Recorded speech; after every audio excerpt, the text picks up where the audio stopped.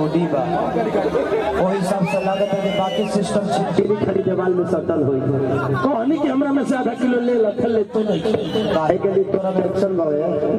तो देह ठीक नहीं के फलेरिया के देह कहनी कि ले चुप होगा बाबू ना मात्र माई को दूध पिया दे रोका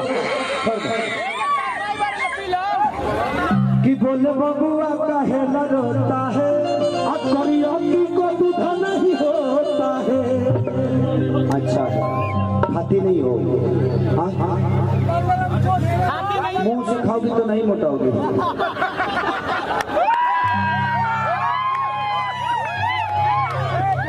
भी के दाना पीना खाई तो कहीं मोटा जाए। विकास भैया लगे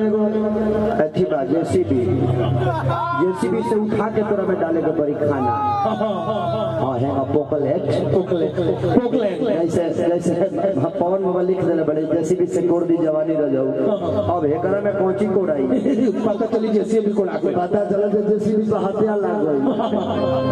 लेकिन होता है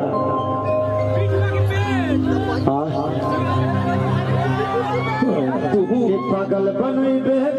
पतर की पागल बनई दे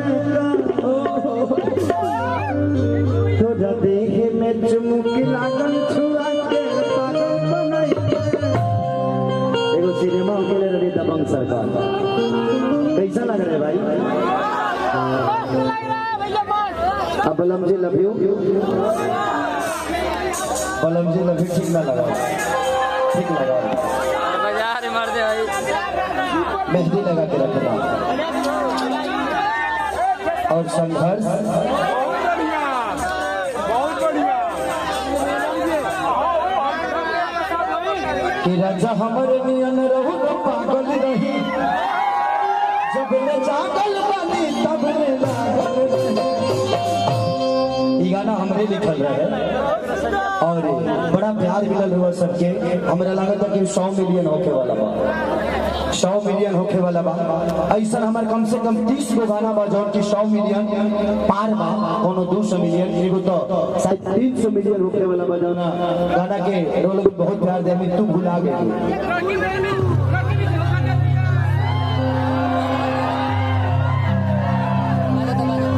कि हो खत बियाह तू तो फूल गइलो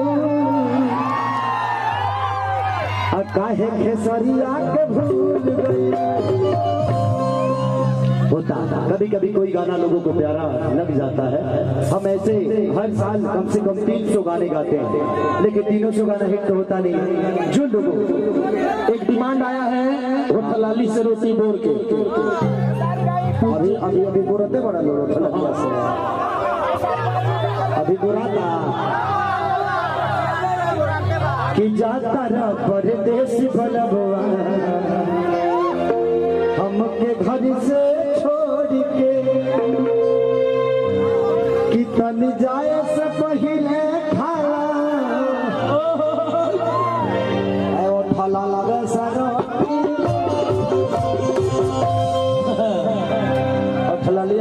ठला लिया तू चाट लो भतार बेचे और वो ठला चाटी है भतार बेचे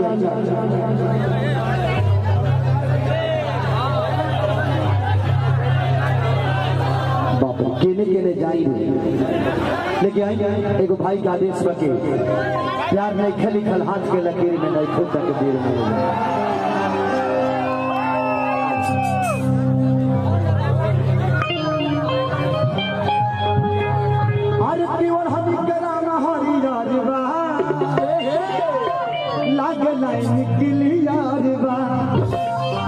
गाना गोली नंबर 1 में बा लोग देखो एगो बड़ा कभी कभी हमने कोनो अच्छा सिनेमा बना दी जाला कोशिश ये खाती कि लोग जब अच्छा सिनेमा के बढ़ावा दे तो शायद हमें के अच्छा सिनेमा ही हर आदमी करे लेकिन वो लोग के अच्छा सिनेमा के बढ़ावा देने की चाहिए और देखिए पूरी खिलाई बा अपना खाए के बाद कहते ये छपंचरी दखन पूरी ना हर मूड़ी मूड़ी छिलवा के आवो समय में फटी जाए करेगा रहा हो